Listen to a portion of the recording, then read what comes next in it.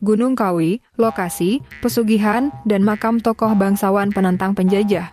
Gunung Kawi terkenal dengan pesarean atau pemakaman yang dikeramatkan.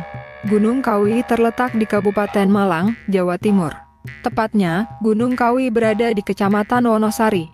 Di pasaran itu terdapat makam Kanjeng Kiai Zakaria II wafat 22 Januari 1871 dan Raden Mas Imam Sujono wafat 8 Februari 1876. Mereka adalah tokoh bangsawan yang ikut menentang penjajah di bawah kepemimpinan Pangeran Diponegoro. Mereka lari ke daerah Jawa bagian timur setelah kalah Perang Jawa. Selama hidup, kedua tokoh ini banyak membantu menyebarkan Islam, hingga sampai kematiannya karismanya tidak pudar. Terbukti dengan banyaknya peziarah yang datang ke pesarean.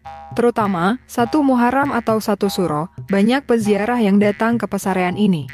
Kiai Zakaria yang dikenal dengan sebutan Eyang Jugo merupakan kerabat dari Keraton Kertosuro yang menjadi pengawal perjuangan Pangeran Diponegoro melawan penjajahan Belanda antara tahun 1825 hingga 1830. Eyang Jugo ini merupakan buyut dari Susuhunan Pakubuwono I yang memerintah Keraton Kertosuro 1705 hingga 1717. Adapun, RM Imam Sujono merupakan buyut dari Sultan Hamengkubuwono I memerintah Keraton Yogyakarta pada 1755 hingga 1892.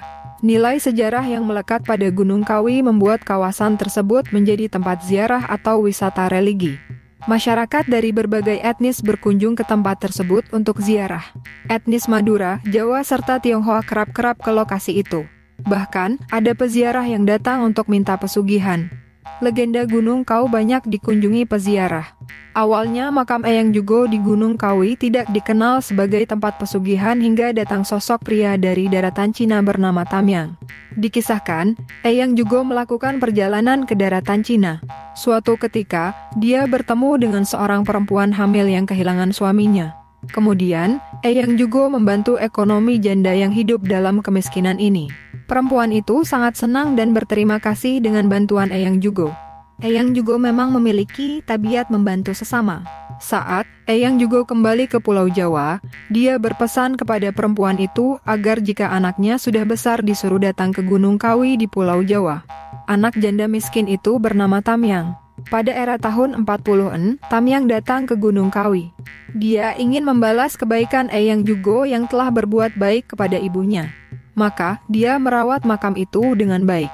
Di Pura Gunung Kawi, Obama menawar souvenir pakai bahasa Indonesia. Pria yang sering berpakaian hitam-hitam ini merawat makam Eyang Jugo dan membangun tempat berdoa dengan gaya Cina.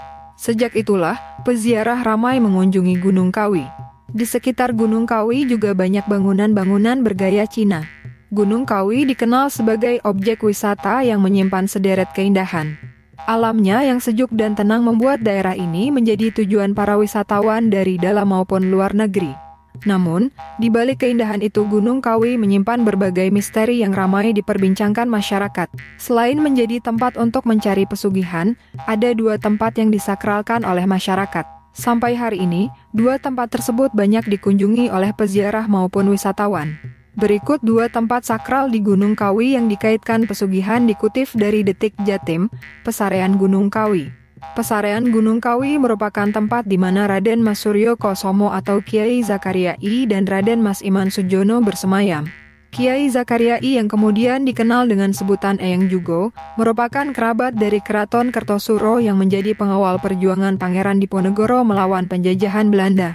Eyang Jugo sebelumnya menetap dengan membangun padepokan di wilayah Dusun Jugo, Kesamben, Kabupaten Blitar. Eyang Jugo wafat pada Senin Pahing tanggal 1 Salo tahun 1817 M. Jenazahnya dibawa dari Dusun Jugo, Kesamben menuju Wonosari, Kabupaten Malang, untuk dimakamkan sesuai permintaannya, yaitu di sisi selatan Gunung Kawi. Setiap tahun, para keturunan dan pengikutnya melakukan ziarah ke makam.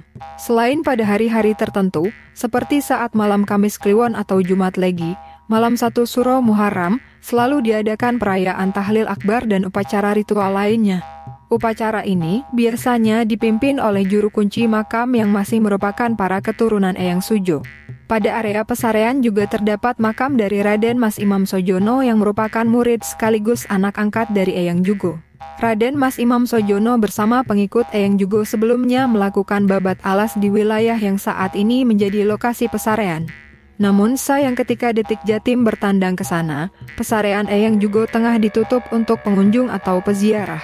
Memang tidak bisa sembarangan untuk berziarah ke makam Eyang Jugo. Yayasan yang diisi para kerabat Eyang Jugo yang mengelola pesarean memberikan aturan ketat untuk jadwal berkunjung.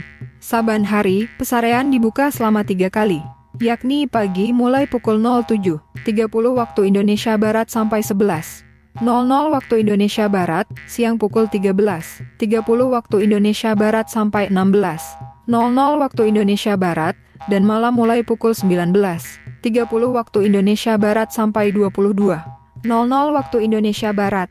Di Gunung Kawi ini tampak jelas akulturasi budaya dari 5 agama, yakni Islam, Hindu, Buddha, Konghucu, serta Kristen, sehingga menjadi keunikan dari objek wisata yang berada di ketinggian 800 mdpl ini. Sementara itu, tepat di sisi selatan anak tangga menuju pesaran, berdiri megah bangunan kelenteng dan ciamsi. Kadir menyebut, bangunan untuk ibadah umat beragama Konghucu dan Buddha itu dibangun oleh konglomerat ternama di Indonesia. Selain makam yang disakralkan, dalam kompleks pesarean juga tumbuh pohon dewandaru yang dipercaya dan mitos yang berkembang merupakan pohon keberuntungan. Pohon itu tumbuh tepat di depan pesarean Eyang Jugo.